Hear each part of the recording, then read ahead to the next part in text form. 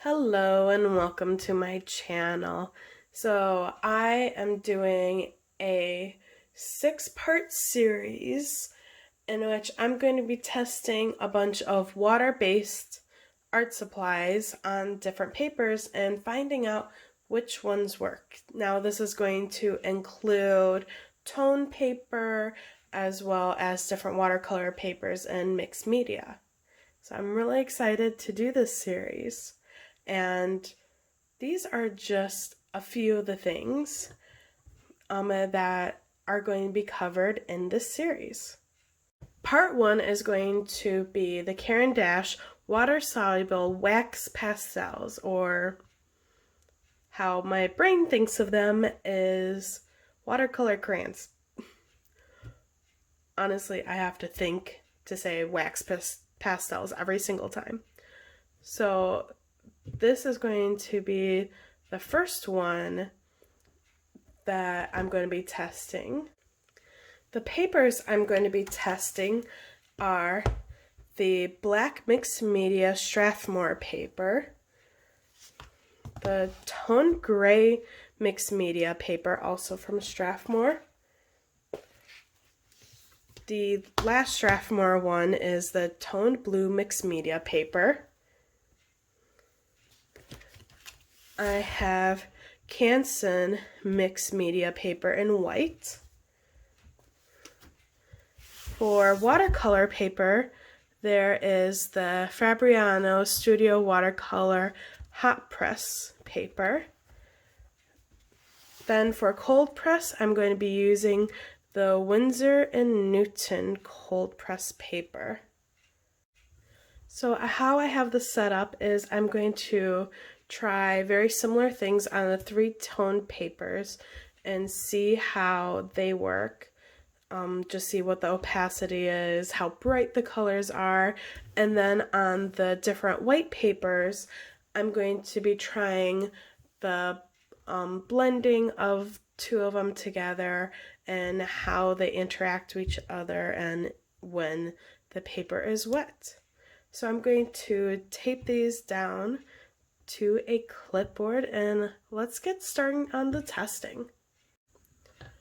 Okay, so here's everything set up, and the first thing I'm going to do is I'm going to test the white. The reason why I want to test this white is just to see what it's going to be like on the tone papers. Because why not check the lightest one first? Now I'm going to be using a water brush for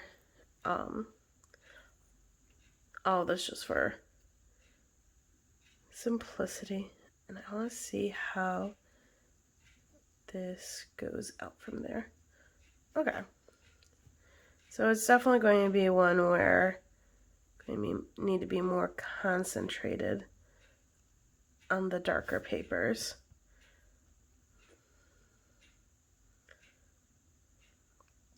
I definitely want to try to extend this one out further.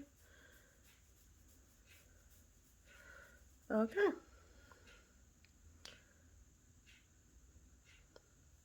I had an idea for the blue tone paper, but I'm not entirely sure that one's going to work. So another test is going to be having the orange. Then also having a yellow.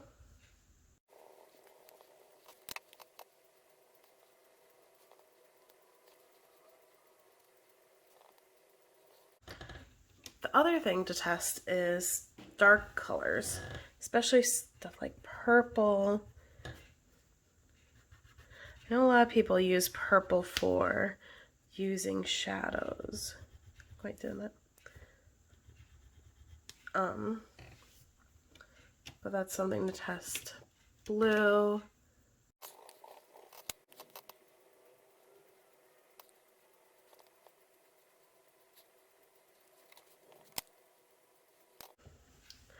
You can really see that the darker colors are not the best on the black, but oh, do they pop on the gray and the blue. I particularly like the blue on the blue. Now the final thing I want to do is, I haven't quite perfected this yet with these because I've been waiting to do this. But I'm going to try blending two together.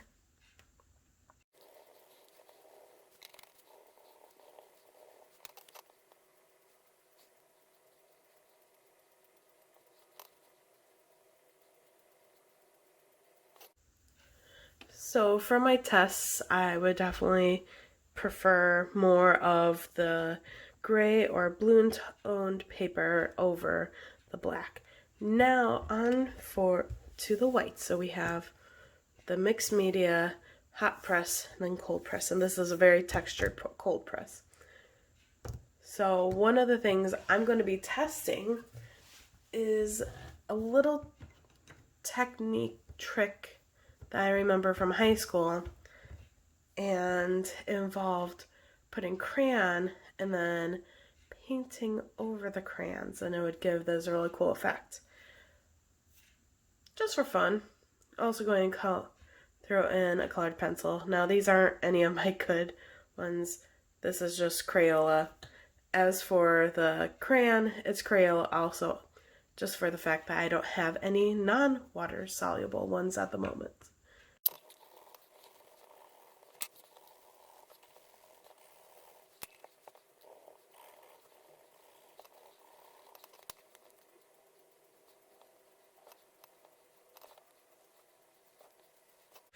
So definitely the boldest effect is going to be on the hot press paper, not hot press, cold press paper, because of the texture. The crayons are only on the top, and then when you bring the Neocolor over, it goes into the crevices. When I just colored over them like a crayon, it did the same thing that the crayon and the colored pencil had done. So definitely it would have to be a wet technique to get it. And then when it went to the hot press, it just sort of mixed together. I didn't really get that fun texture technique. And then that one. So I'm going to just bring it closer so you could, oops, sorry. So you can see the texture. Sorry again.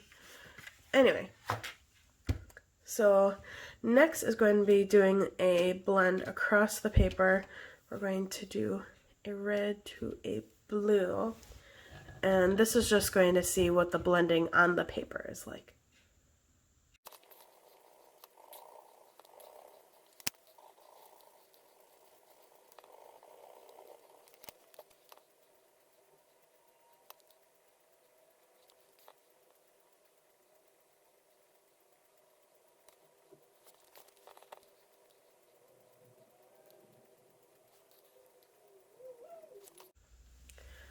So this was a little bit interesting, just by the fact that I had originally tried these with the cold press and I struggled.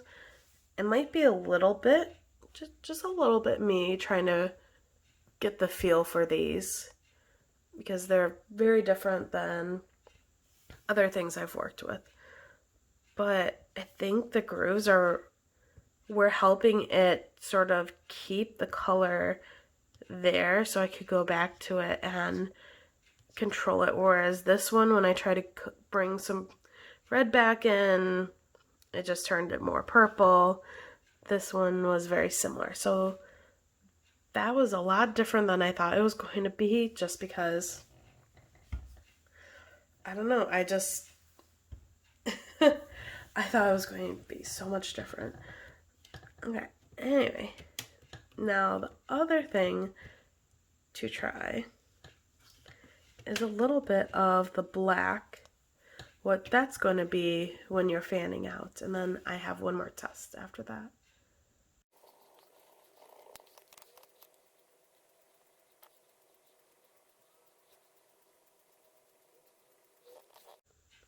So definitely as you're going and pulling it down, I find that it's creating a texture no matter what with this. So if you're wanting very smooth colors, you do not want this cold press.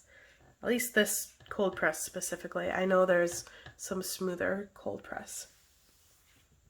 The other thing that I wanted to try is just a little bit of mixing my own color on the paper.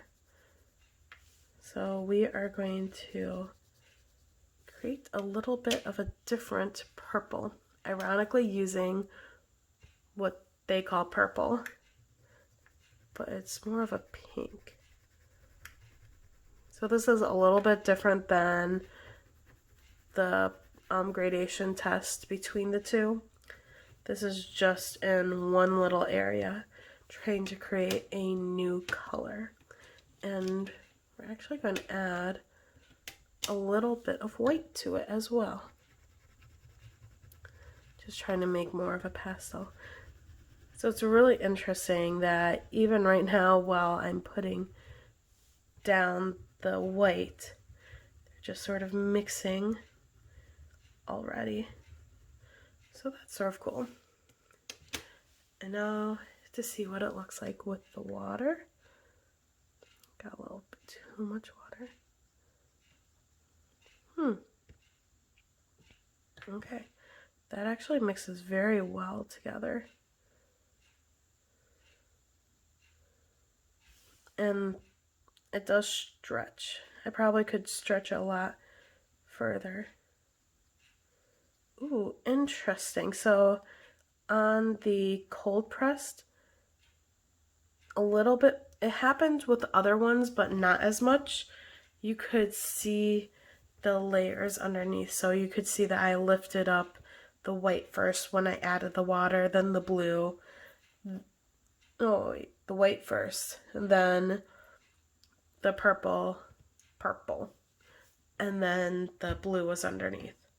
So that's really interesting. So while editing, I just realized I forgot this test, and I have a teeny tiny little spot. And so basically it's going to be just touching the paper that I've pre-wet and just seeing how it spreads on each of the papers.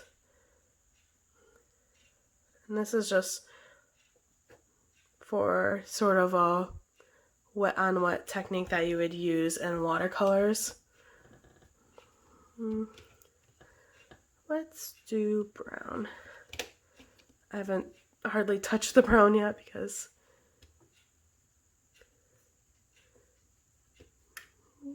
just haven't.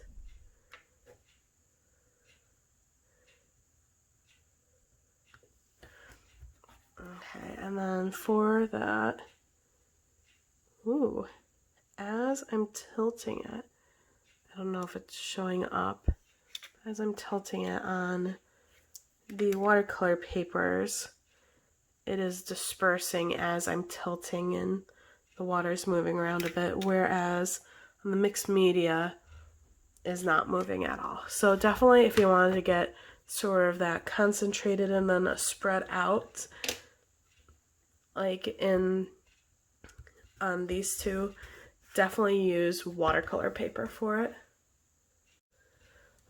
Overall, I think I'm going to be using the white paper or either the blue or the gray tone paper. It sort of worked on black, but I'm going to save that for when I'm trying to do a certain effect. So this is cool if that's the effect you want, but when you're wanting brightness, definitely go with the gray or the blue tone or a white. It definitely stands out on the white the most. And honestly, as of mixed media versus hot press versus cold press, I could see using it on cold press for some fun techniques. But then if you're wanting smoothness, possibly the hot press or even the mixed media. I don't know. It might have been a little bit of a me issue here, but it seemed like it was easier on the mixed media. But again, all paper is different, so you always want to switch. You might have a cold press that's a smoother one, or you might have a hot press that doesn't have any cotton in it, and that's going to be a little bit different. This had a low percentage of cotton in it, but so I didn't, and that was the best hot press paper I had, so I was trying to give this test a little benefit of the doubt and give it a little bit extra boost. So yeah, those are my results. Comment down below what paper you think I should do an illustration with these Caran D'ache water soluble wax pastels, or as I like to say, watercolor crayons. So comment down below what paper you think I should do for an illustration with them, and you can see that coming up in the next couple of weeks. Okay, thanks for watching. Bye.